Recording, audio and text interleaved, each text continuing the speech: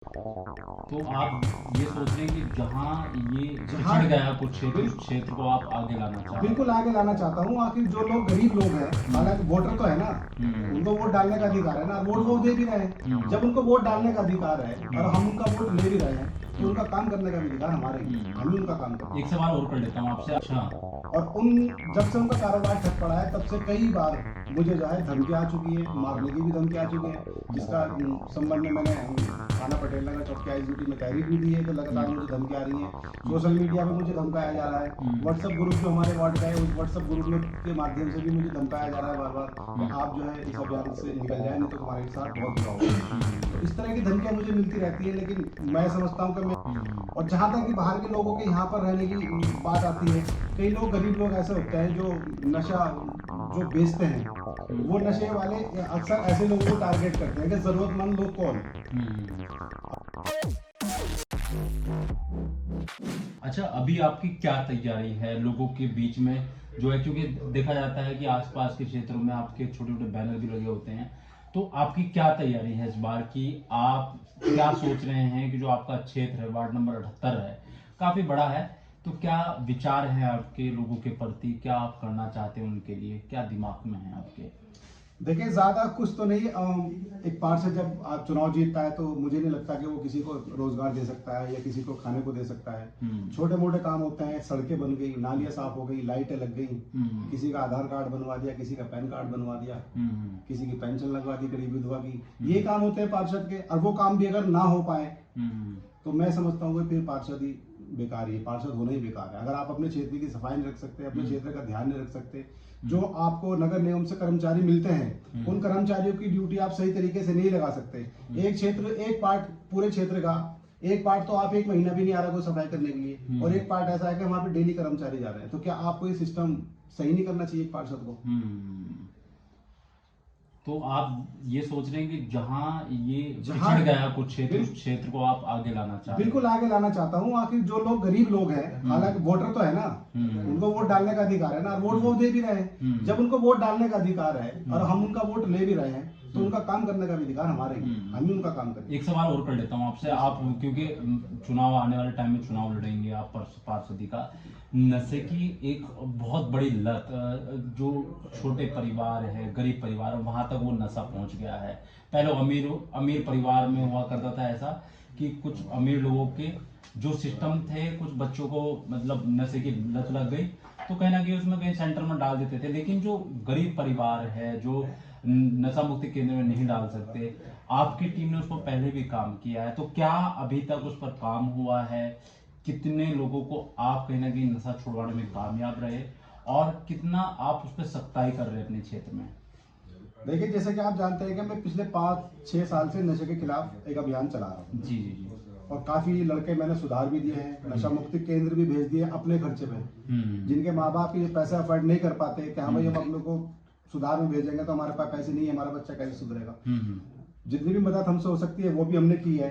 ठीक है, उनको अपने बुला के, उनके पेरेंट्स को बुला के भी हमने समझाया है। जो लड़के नशा करते हैं उनको बुलाकर भी हमने समझाया है। काफी हद तक हम अपने क्षेत्र में नशे पे कंट्रोल कर रहे हैं। और जो नशा माफिया है, जो लोग नशा बेचते हैं यहाँ पर, जो नशा बेचते हैं, उन लोगों का कारोबार जो है वो बिल्कुल ठप पड़ चुका है। अच्छा। और उन जब से उनका कारोबार ठप पड़ा है, तब से कई बार मुझे जो है धमकी आ चुकी है, मारने की भी धमकी आ चुकी है, जिसका संबंध में मैंने थाना पटेल नगर चौकी IGT में तहरीर भी दी है कि लगातार मुझे धमकी आ रही है। सोशल मीडिया पे मुझे धमकाया जा रहा है। व्हाट्सएप ग्रुप जो हमारे वार्ड का है, उस व्हाट्सएप ग्रुप में के माध्यम से भी मुझे धमकाया जा रहा है बार बार कि आप जो है इस अभियान से निकल जाए, नहीं तो तुम्हारे साथ बहुत बुरा होगा। तो इस तरह की धमकियां मुझे मिलती रहती है, लेकिन मैं समझता हूँ कि मैं जनता के लिए, एक लोगों के लिए अच्छा काम कर रहा हूँ। मैं अगर लोगों के लिए अच्छा करूंगा, तो ऊपर वाले मेरे लिए अच्छा करेगा।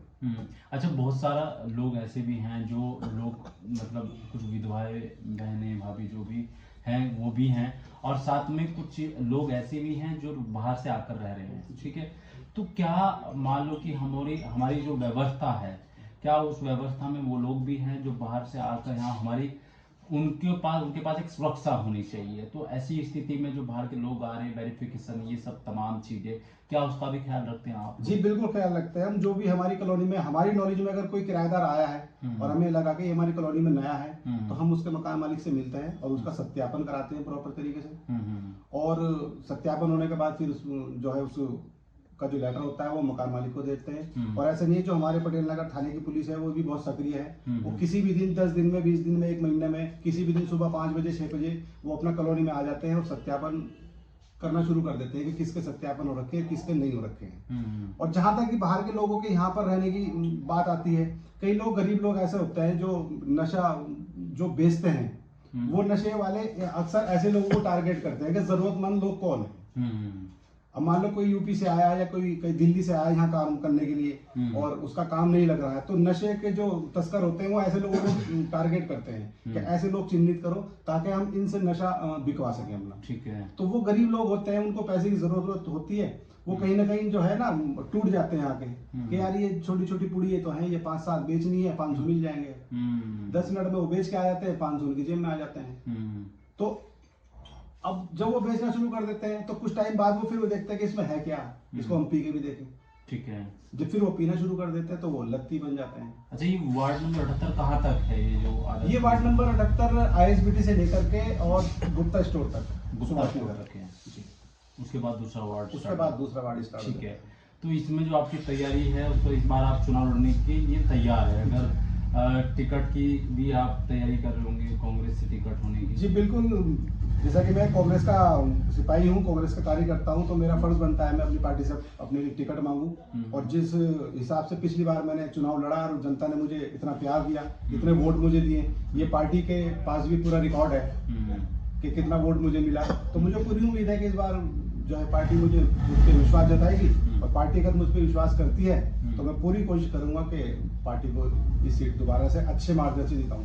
क्योंकि अभी तक जितनी बार भी ये चुनाव हुआ है इस बेल्ट पे, कोई 30 वोट से, कोई 40 वोट से, कोई 25 वोट से, सिर्फ इतने ही वोटों से मार्जिन रहा है यहाँ पे कांग्रेस प्रत्याशी का।